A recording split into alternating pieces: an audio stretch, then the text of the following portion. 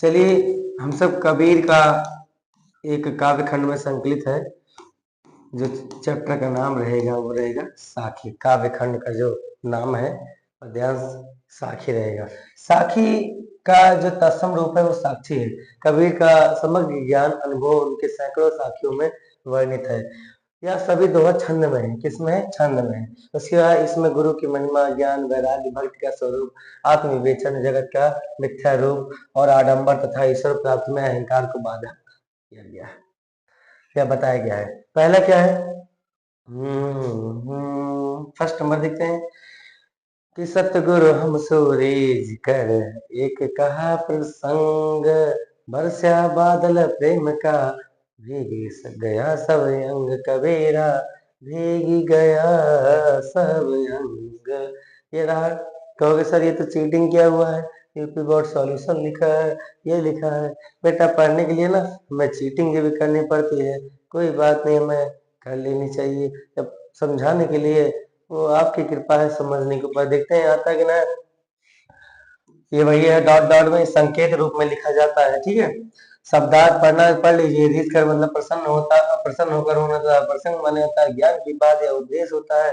संदर्भ एकदम भली बात जान लीजिएगा कि प्रस्तुत साखी या प्रस्तुत पद्यांश, प्रस्तुत साखी हमारी पाठ्य पुस्तक हिंदी काव्य में संकलित कबीरदास द्वारा रचित साखी नामक कविता से उद्धृत है।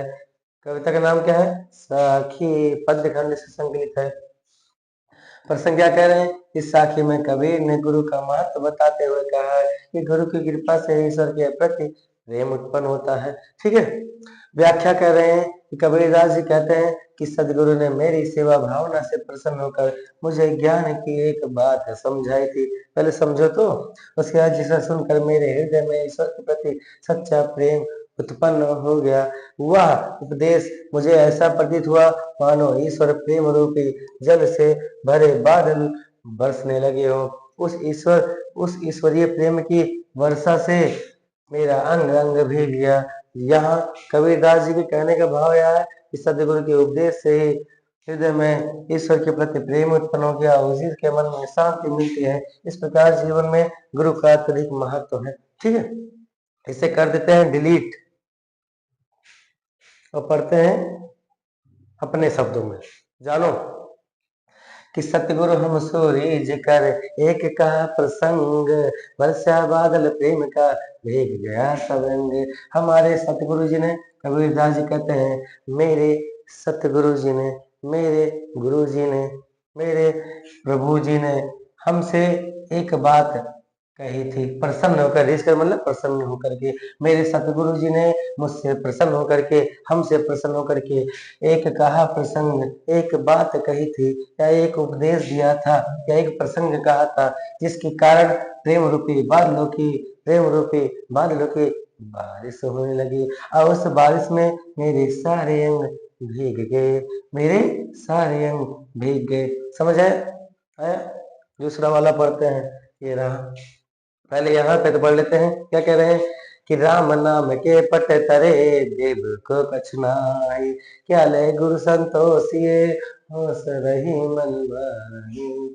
चलते हैं। कबीरदास जी कहते हैं क्या कि संदर्भ तो वही रहेगा भैया, बार बार उतार लो प्रसंग उसी से। क्या कह रहे हैं कबीरदास जी? कहते हैं जिस गुरु ने हमें ज्ञान प्रदान किया है उसके बदले में मेरे पास देने को कुछ नहीं है। व्याख्या कर रहे हैं। कबीरदास जी का कहना है कि मैं गुरु ने मुझे राम नाम दिया है, उसके समान बदले में संसार में देने को कुछ नहीं है। उसके बाद तो फिर मैं गुरु को क्या देकर संतुष्ट करूं? कुछ देने की अभिलाषा मन के भीतर ही रह जाती है। चलो दूसरा पढ़ लेते हैं कि राम नाम के पट करे, राम नाम के अलावा देवे को कछुनाए, मेरे पास देने के लिए कुछ भी नहीं है। राम नाम के अलावा मेरे पास किसी को देने के लिए कुछ नहीं है।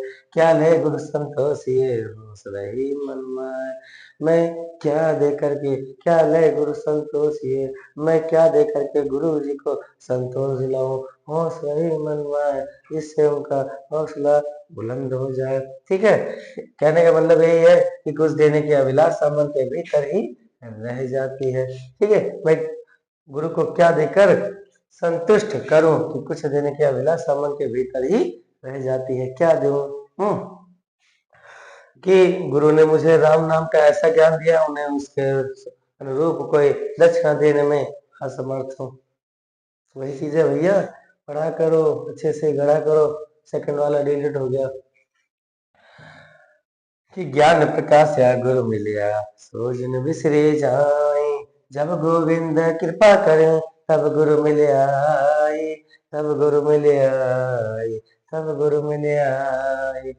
कबीर प्रसंग कह रहे हैं इसमें ज्ञान प्रकाश वाले में कि कबीर दास जी कहते हैं गुरु के मिलने से ही ज्ञान की प्राप्ति होती है, गुरु भगवान की कृपा से मिलते हैं। हैं? जानते हो ना कि गुरु गोविंद दो खड़े काके लागे पाओ, बलिहारी गुरु आपने गोविंद दियो बताए। इन्होंने ही कहा था कि कबीर का कहना है कि ईश्वर की महान कृपा से गुरु की प्राप्ति होती है। इस सच्चे गुरु ने तुम्हारे भीतर ज्ञान का प्रकाश दिया है। हे जीवात्मा, कहीं ऐसा ना हो कि तुम उसे भूल जाओ, क्योंकि ईश्वर की असीम कृपा से तो सदगुरु की प्राप्ति होती है। तो कृपया उनकी उसकी कृपा से तुम्हें ज्ञान मिला है। पढ़ते हैं कि ज्ञान प्रकाशया गुरु मिला, ज्ञान प्रकाशया गुरु मिला। ज्ञान प्रकाशित होने के लिए गुरु मिलते हैं कि जब गुरु की प्राप्ति होती है तब ज्ञान प्रकाशित होता है। सो जिन बिसरी जाए, हम उस गुरु को भूल नहीं पाएंगे। जब गोविंद कृपा करे, जब ईश्वर की कृपा होती है, तब गुरु मिल आई, तब हमें गुरु की प्राप्ति हो जाती है। आगे क्या कह रहे हैं नेक्स्ट वाला, इसको भी डिलीट कर देते हैं भैया। आगे पढ़ते हैं कि माया दीपक नर पतंग भ्रमी भ्रमी में पढ़ंत, कहे कबीर गुरु ज्ञान थे एक याद उपरंत, एक याद उपरंत। पतंगा माने होता है, जानते हो वो जो पाखी वाखी कहते हैं भैया।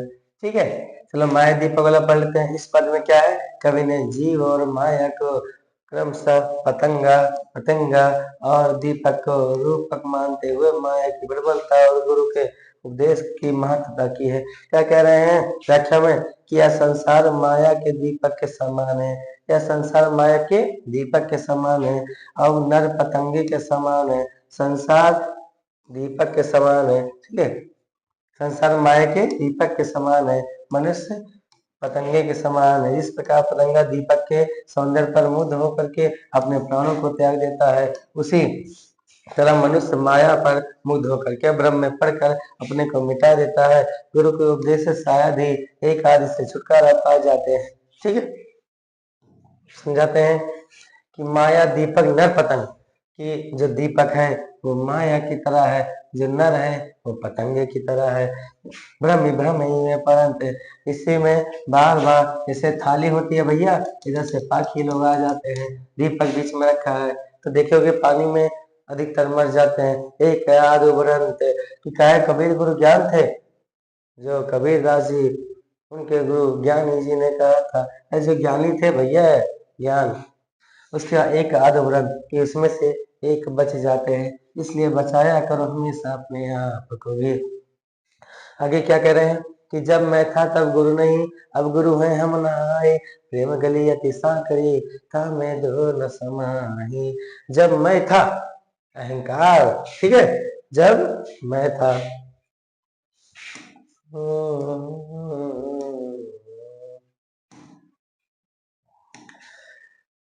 ये रहा जब मैं था तब हरि नहीं, अब गुरु अब हरि है हम नाय, सब अंधियारा मिट गया जब दीपक देखे हमारे। चलते हैं, संदर्भ प्रस्तुत पद्यांश हमारी पाठ पुस्तक यही लिखे हैं।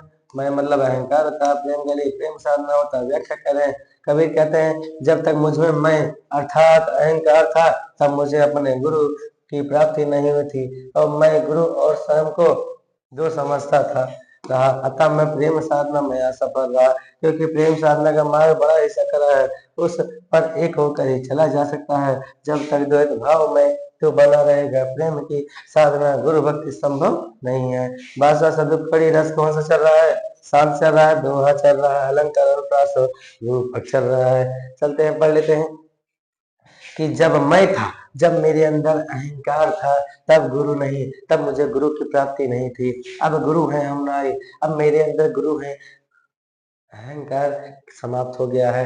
प्रेम गली यति सांकरी, प्रेम रूपी जो ईश्वर के प्रेम रूपी गली होती है, जो रास्ते होते हैं, बड़ी सांकरी होती है, बड़ी नैरो होती है। तामे दो न समाये, उसमें दोनों नहीं मिल पाते हैं। जानते हो ना, सुख और दुख नहीं मिल पाते हैं भैया। कि भगत भजन हरि नाम है, दूजा दुख अपार। मन सा बाचा कर्मणा, कबीर सुमिरन सार, कबीर सुमिरन सार। कि मन सा माने मन से। ठीक है, चलते हैं, प्रसंग पहले पढ़ लेते हैं कि संत कबीर ने इन काव्य पंक्तियों में जगत की असारता और परमात्मा की महत्ता को बताते हुए अहंकार को नष्ट कर भक्ति भाव, भक्ति हरि भक्ति की प्रेरणा दी है। व्याख्या कर रहे हैं कि जीव के लिए परमात्मा की भक्ति और भजन करना एक नाव के समान उपयोगी है।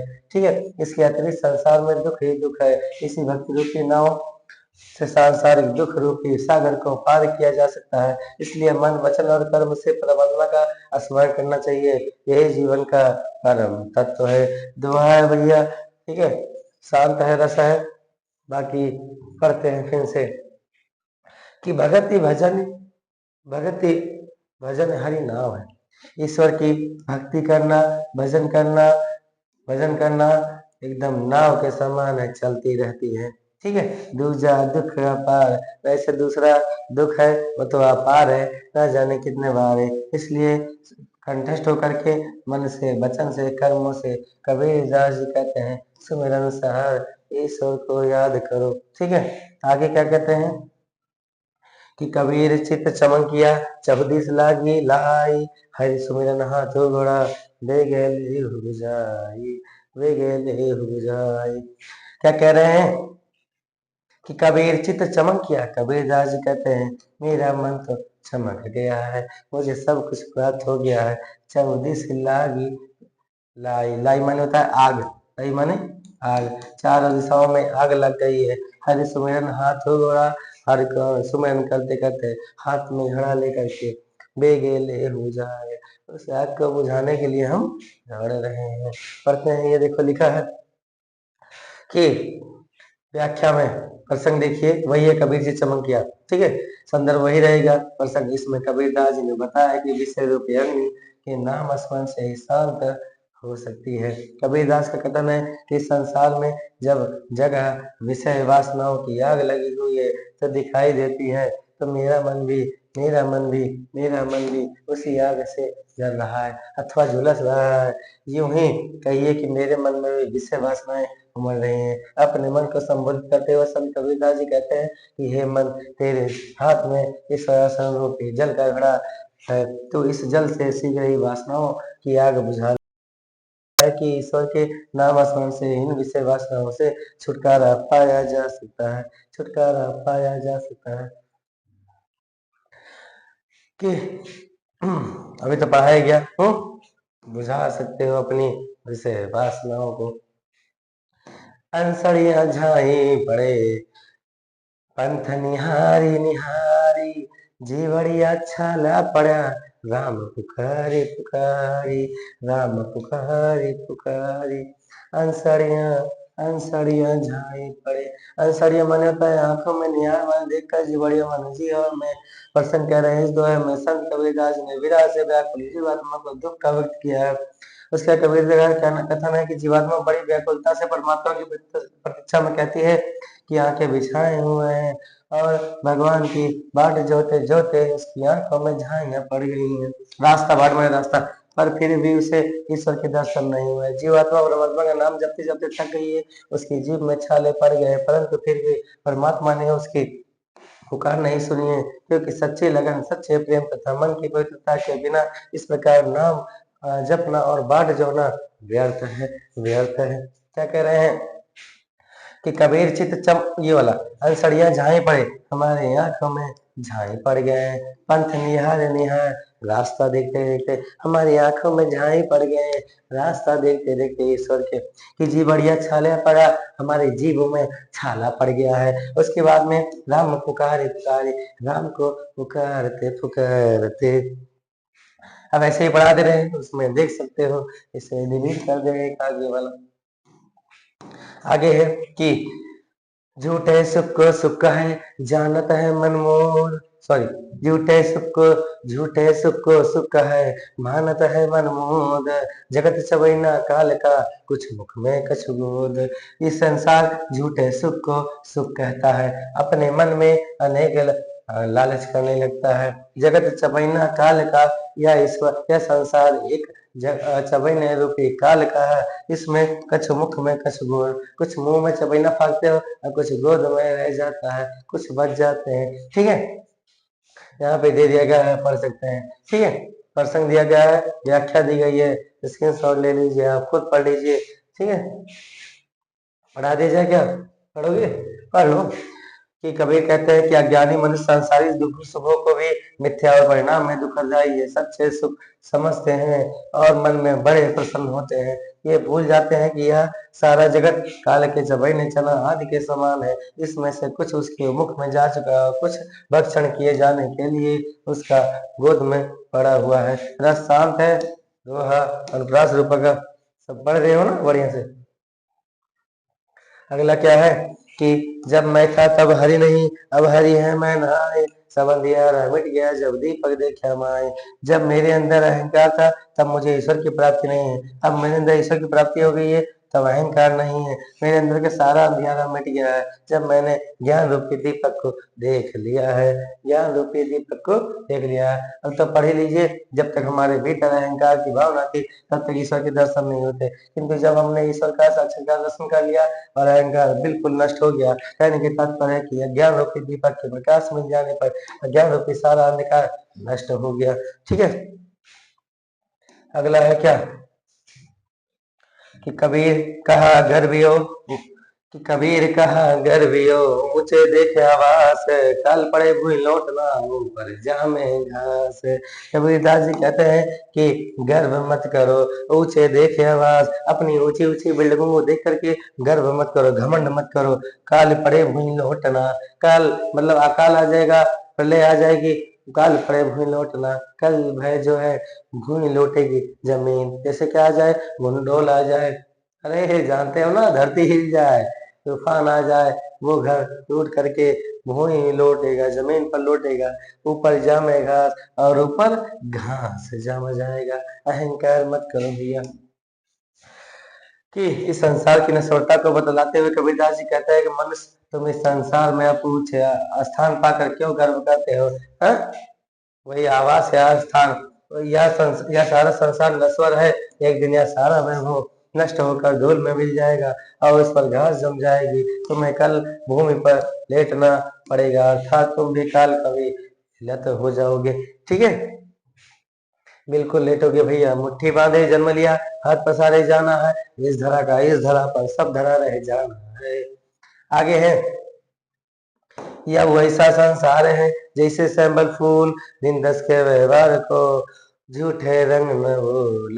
कि यह संसार ऐसा है जैसे सैंबल का फूल होता है, रंग बदलता रहता है, वैसे ही दिन दस में जो होने वाले व्यवहार है वो भी रंग बदलते अपने इंसान। कि झूठे रंग ना भूल, और जो झूठे रंग वाले हैं वो बदलते रहते हैं। बदला मौसम बदली दुनिया, बदली ये भगवान है, इन सब को देख बदला शिव सागर अनजान है। ठीक है, इसकी व्याख्या कर लेते हैं। फिर कि संसार की असरता को बतलाते हुए कबीरदास जी का कहना है कि यह संसार सैमल सैमल के फूल की भांति है, सुंदर और आकर्षक है, लोग भड़का देते हैं तुम भड़क जाते हो, किंतु इसमें कोई गंध नहीं है। जिस प्रकार से तोता सैमल के फूल पर मुग्ध होकर के सुंदर फल की आशा में उस पर मंडराता रहता है और अंत में उसे निस्तर रुई की हाथी लगती है, ठीक उसी प्रकार यह जीव इस संसार में अल्पकालीन रंगीनियों में भूला हुआ है, मतलब तितलियों पर। ठीक है, उसे इस झूठे रंग में सच्चाई की नहीं भूलना चाहिए। ठीक है, जानते हो ये शरीर जो है ऊपर का लेमिनेशन है, अंदर से तो सब एक जैसे होते हैं, इसलिए मत मंडराया करो इधर उधर सैमल फूल की तरह। चलते हैं आगे, पढ़ते हैं कि ई अवसर चेत्या नहीं, ई अवसर चेत्या नहीं, पस जी पाली दे, राम नाम जाण्या नहीं, अंत पढ़ी मुख से, अंत पढ़े मुख से। ये अवसर चेत्या नहीं, अगर इस अवसर पर इस मानव शरीर को पा करके तुम्हें चेतना नहीं आई, पस जी पाले दे, जानवरों जैसी शरीर मिली है, पाल ली हो, राम नाम जाने नहीं, राम नाम का अर्थ नहीं जाने, अंत पड़े मुख से, अंत में तुम्हारे मुंह में से मतलब राख पड़ जाएगी और तुम टाय टाय करोगे फिर। कबीरदास जी कहते हैं कि हे जीव, तुम उस मनुष्य योनि में पैदा हुए हो जो बड़े ही सौभाग्य से प्राप्त होता है। इतना सुंदर अवसर पाकर भी तुम सजग नहीं होते और राम नाम का स्मरण नहीं करते, केवल पशु की भांति अपने शरीर का पालन पोषण करते रहते हो। या समझ लो कि यदि समय रहते तुमने राम का स्मरण नहीं किया तो अंत में मिट्टी में ही मिलना होगा। अभी हमने बताया, मुट्ठी बांधे जन्म लिया, हाथ पसारे जाना है, इस धरा का इस धरा पर सब धरा रह जाना है। चलते हैं आगे, बढ़ते हैं। ये रहा, इधर है, चला जा।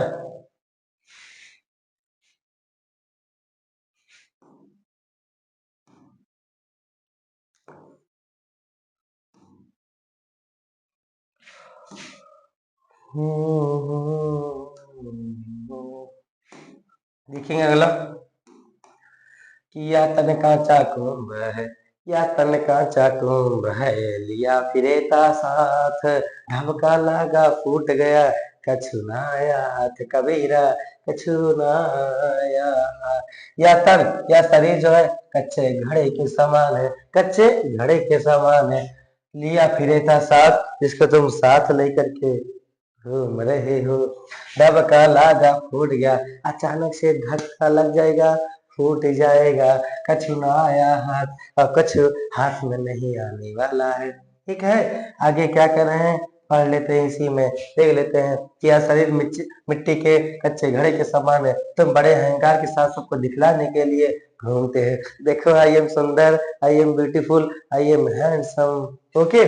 किंतु एक ही धक्का लगने पर यह टूट करके चूर चूर हो जाएगा और कुछ भी हाथ में नहीं लगेगा। एकदम बाइक से जाते हो, फोर व्हीलर से जाते हो, जैसे लगता है हम आसमान में रावण जी की तरह सीता को किडनैप करके उड़ रहे हैं। पागलो, एक्सीडेंट हुआ ना, यूं चूर चूर हो जाओगे। हमने देखा है मौत कैसी होती है, मौत छू करके काफी बार गई है लेकिन बच गए, इसलिए समय रहते सुधर जाओ, नहीं तो वक्त तुम्हें सुधार देगा भैया। शरीर नष्ट हो जाएगा और वह मिट्टी में मिल जाएगा। जानते हो रूपक अलंकार में चल रहा है, और बढ़िया से देखते जाओगे। ठीक है, अगला है, लगता है लास्ट होगा भैया, डरो मत, थोड़ा सा और है। कि कबीर कहा गर्भियो, देह देख सुरंगे, कबीर कहा गर्भियो, देह देख सुरंग, बिछड़िया मिलबो नहीं, ज्यों का चली वो जंग। कबीरदास जी कहते हैं कि गर्व मत करो, अहंकार मत करो, देह देख सुरंग, अपने सुंदर चेहरे को देख करके घमंड मत करो, बिछड़िया मिलबो नहीं, एक बार बिछड़ जाएगा तो मिलेगा नहीं, ज्यों का चले वो जंग।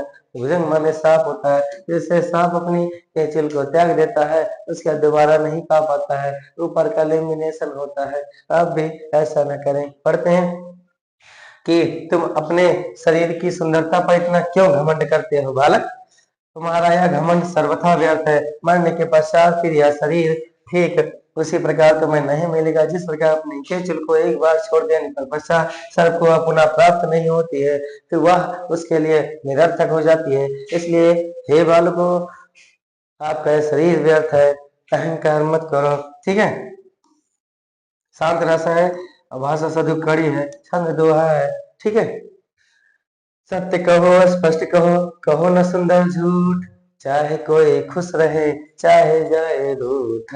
चलते हैं, पढ़ते हैं कि पत्थर पूजने से कुछ ना मिले, कबीर की वाणी में देखें, पत्थर पूजने से कुछ ना मिले, पत्थर को पूजने से कुछ नहीं मिलता। कबीर के कथन है, पुस्तक पढ़ने से मिले ज्ञान, पुस्तकों को पढ़ो ज्ञान मिल जाएगा। मंदिर जाने से अगर भगवान मिले, इनका कथन है, अगर मंदिर में जाने से अगर भगवान मिलते तो पुजारी पुजारी आपसे क्यों मांगे दान। कहने मतलब पुजारी ही अमीर होता, सबसे पहले वो भगवान के पास रहता है। हो सकता है भाई ईश्वर तुम्हारे आस से बैठे हो और तुम ईश्वर के आस से बैठे हो, दोनों लोग वेट करते करते। ठीक है, इनके बारे में कुछ कथन है। ये हमेशा उल्टवा से ये बदलाते थे कि एक बार की बात है, कबीरदास जी गुजर रहे थे तालाब के पास से। तालाब में कुछ साधु लोग स्नान कर रहे थे, सूर्य को नमन कर रहे थे। ओम सूर्याय नमः, ओम सूर्याय नमः। कबीरदास जी पहुंच गए, कबीर पहुंच गए। उसके बाद कहे कि आ, हे साधु लोग, ये क्या कर रहे हो? तो साधुओं ने कहा, मूर्ख बालक, दिखता ना है, हम जल छोड़ रहे हैं, सूर्योदय का, सूर्य के पास जल छोड़ रहे हैं।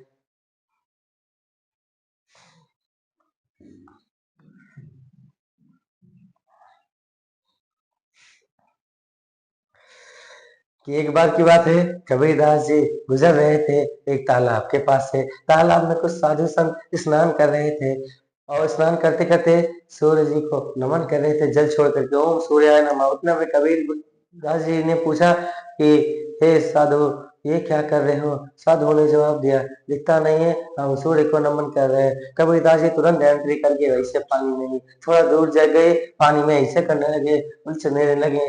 और उधर से साधु बाबा आए थोड़ा सा पास में, कहा, बस ये क्या कर रहे हो तुम? कहा, दिखता नहीं है, मेरा थोड़ा सा दूर बगीचा है, 2 किलोमीटर दूर, मैं अपने बगीचों को सींच रहा हूँ। साधुओं ने जवाब दिया, बगीचा वहां है मूर्ख बालक, सींच यहाँ से रहे हो, सींच पाओगे? कबीरदास जी ने बोला, वही तो मैं भी समझा रहा हूँ, सूर्य वहां है और तुम जल यहाँ से दे रहे हो, क्या पहुंचेगा? बात तो सही कही उन्होंने। ठीक है।